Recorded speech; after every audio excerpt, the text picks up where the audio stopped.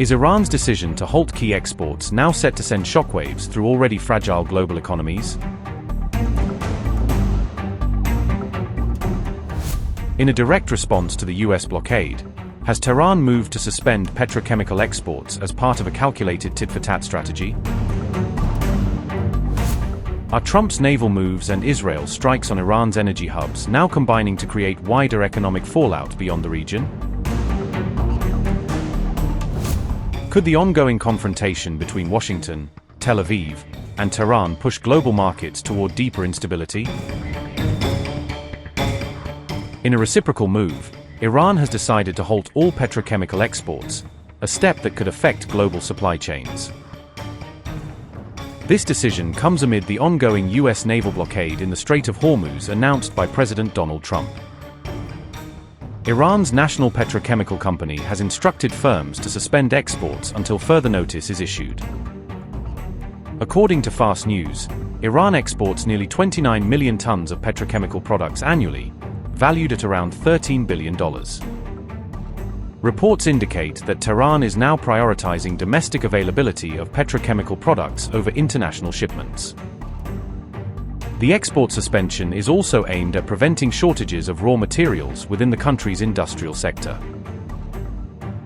Additionally, disruptions caused by Israeli strikes on key petrochemical hubs have contributed to this decision.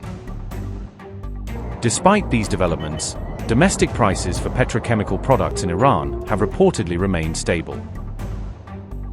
This stability persists even after attacks on major facilities such as Asaluya and Mahaha.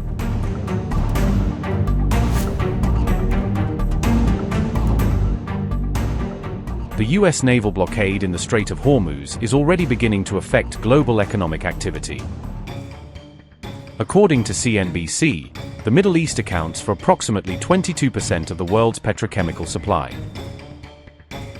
With nearly 193 active petrochemical complexes, the Gulf region relies heavily on the Strait of Hormuz for transportation. It is also important to note that Iran has previously targeted regional petrochemical infrastructure in response to Israeli strikes. Analysts suggest that continued disruption in the strait could impact supply chains tied to trillions of dollars in goods.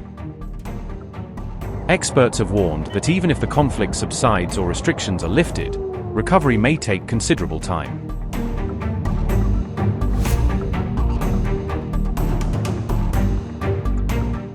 Day 3 of America's naval blockade on Iran ushered in fresh embarrassment for the US military, as the enforcement operation appeared less airtight than publicly claimed. While the US military projected confidence and control over the Strait of Hormuz, real-time shipping data painted a more complex picture of partial compliance and leaks in the blockade. US Military Central Command stated that 0 ships had successfully broken through the blockade since it went into effect on April 13, emphasizing strict enforcement. Central Command also said that at least 10 ships have been intercepted or redirected since the blockade began on April 13, highlighting the scale of monitoring operations. However, another US-sanctioned supertanker entered the Persian Gulf on April 15, according to Reuters, raising questions about the effectiveness of the blockade.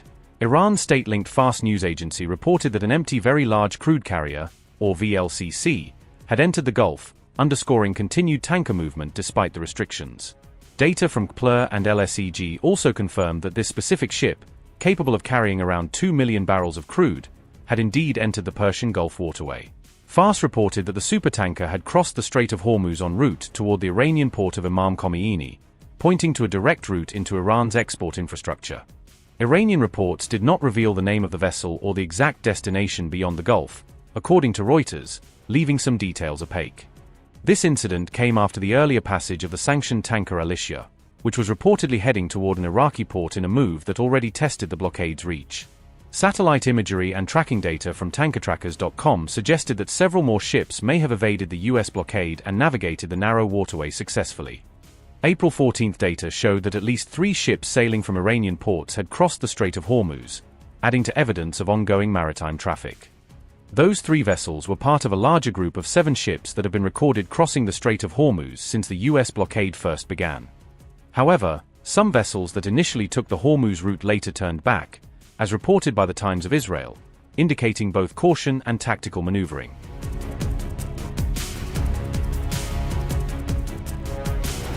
Amid the blockade, Iranian oil export data has introduced a new and worrying dimension to the war for the United States, potentially undermining the financial pressure narrative. Iran exported 1.84 million barrels per day in March and 1.71 million barrels per day in April 2026, according to tanker tracking firm KPLR's data. In comparison, Iran had exported an average of roughly 1.68 million barrels per day in 2025, according to Reuters citing KPLR, showing that exports have not collapsed under the blockade. Analysts observed that Iran could sustain its production levels by storing excess oil onshore if export routes are temporarily slowed, giving Tehran more operational flexibility.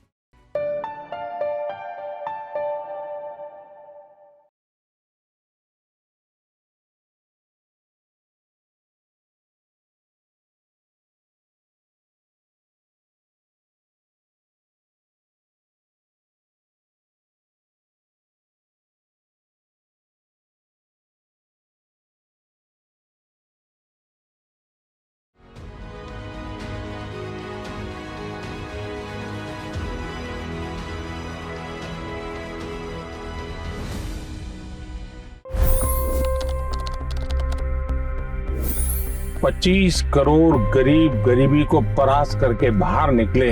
For the good of our nation, let's work together and let's truly make America great again. The fastest news breaks. Requested PM saying that look, you will have to speak to Putin and to Zelensky.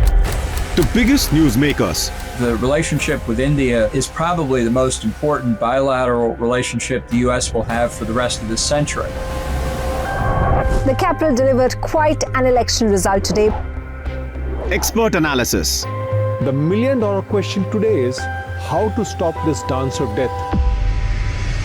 Ground reports. I'm standing at the crossroad of the Kumbh Mela. Behind me are more than 100 entry ghats. Long-form interviews. Exclusionary politics is reflected in Manipur case as well. You don't bother because this is a small state. Deep dive into burning issues. It's often said DRC could be the richest country in the whole world. It's because of what sits underneath. Why exactly did the US topple the Sheikh Hasina government? HT videos. We don't just break news, we break it down.